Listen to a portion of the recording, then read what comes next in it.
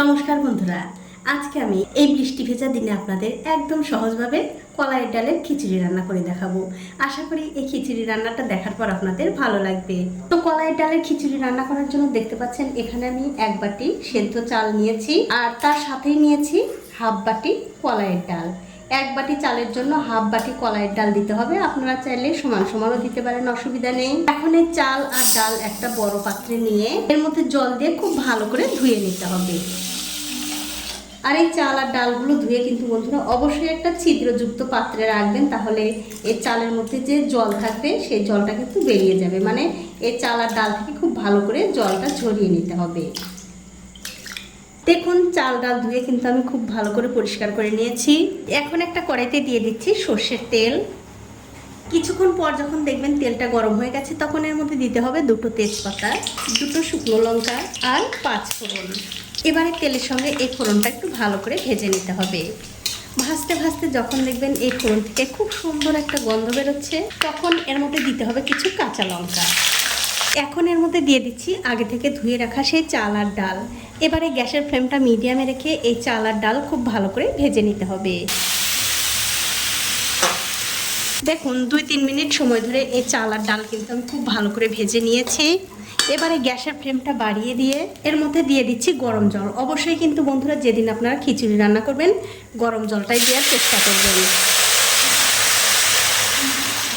তো দেখুন এখানে কিন্তু আমি পরিমাণ মতো গরম জল দিয়ে দিলাম। আর বন্ধুরা এখানে আরও একটা কথা, আপনারা যদি একটু ঝরঝরে খিচুড়ি খেতে চান তাহলে যে পরিমাণে চাল আর ডাল দিয়েছেন তার 3 গুণ জল দিলেই হবে। আর যদি একটু ঝোলা ঝোলা খিচুড়ি পছন্দ করেন, মানে নরম নরম খিচুড়ি পছন্দ করেন, তাহলে কিন্তু 4 থেকে 5 গুণ জল বেশি দিতে হবে। মানে আপনাদের স্বাদ অনুযায়ী আপনারা কেমন খিচুড়ি খাবেন সেই অনুযায়ী জলটা দিয়ে দেবেন। দেখুন জল দিয়ে কিন্তু আমি চাল আর ডালের সঙ্গে খুব ভালো করে মিশিয়ে দিলাম। এখন আমি এর মধ্যে দিয়ে দিচ্ছি স্বাদ মতো নুন, হলুদের গুঁড়ো, ধনিয়ার গুঁড়ো, আদা আর জিরা বাটা। এবারে এই সব মশলাগুলো এই খিচুড়ির সঙ্গে খুব ভালো করে মিশিয়ে দিতে হবে। কিছুক্ষণ পর যখন দেখবেন মশলাগুলো খুব ভালো করে মিশে গেছে, তখন একটা ঢাকা দিয়ে এই খিচুড়িটা রান্না করে নিতে হবে।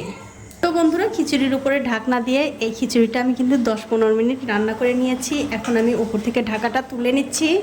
এবারে এই খিচুড়িটা একটু ভালো করে নাড়াচাড়া করে দিতে হবে। আর অবশ্যই কিন্তু বন্ধুরা এই খিচুড়িটা আপনারা যতক্ষণ ঢাকা দিয়ে রান্না করবেন ততক্ষণ কিন্তু মাঝে মধ্যে ঢাকাটা তুলে তুলে এই খিচুড়িটা নাড়াচাড়া করে দিতে হবে, তাছাড়া কিন্তু নিচে লেগে যেতে পারে। দেখুন এই খিচুড়িটা কিন্তু আমি খুব ভালো করে একটু নাড়াচাড়া করে দিলাম। তারপর আবার ঢাকা দিয়ে এই খিচুড়িটা যতক্ষণ না ভালো করে চাল আর ডাল সেদ্ধ হচ্ছে কিংবা আপনাদের মনের মতো রান্না না হচ্ছে ততক্ষণ কিন্তু রান্না করতে হবে। দেখুন গ্যাসের ফ্লেমটা বাড়িয়ে দিয়ে আরও 15 থেকে 20 মিনিট কিন্তু এই খিচুড়িটা আমি রান্না করে নিয়েছি। দেখতেই পাচ্ছেন খিচুড়ি কিন্তু খুব ভালোভাবে সেদ্ধ হয়ে গেছে, মানে চাল ডাল কিন্তু খুব ভালোভাবে সেদ্ধ হয়ে গেছে। আর আমার একটু ঝোলা ঝোলা খিচুড়ি পছন্দের জন্য আমি জল বেশি করে দিয়েছিলাম, তার জন্য কিন্তু এরকম একটু ঝোলা ঝোলা হয়েছে। আপনাদের যেমন খুশি তেমন করে রান্না করতে পারেন, অসুবিধা নেই। খেতে কিন্তু ভীষণ ভালো হয় এই বৃষ্টির দিনে কলাইয়ের ডালের খিচুড়ি। সবশেষে এর মধ্যে দিয়ে দেবো একটু ঘি। তারপর গ্যাসের ফ্লেমটা বন্ধ করে দিয়ে এই ঘিটা খিচুড়ির সঙ্গে ভালো করে মিশিয়ে দিলেই কিন্তু এই খিচুড়িটা খাবার জন্য একদম রেডি হয়ে যাবে। দেখুন, তো এই দেখুন বন্ধুরা ঘিটা কিন্তু আমি খিচুড়ির সঙ্গে খুব ভালো করে মিশিয়ে দিয়েছি। এখন আমি গরম গরম পরিবেশন করব।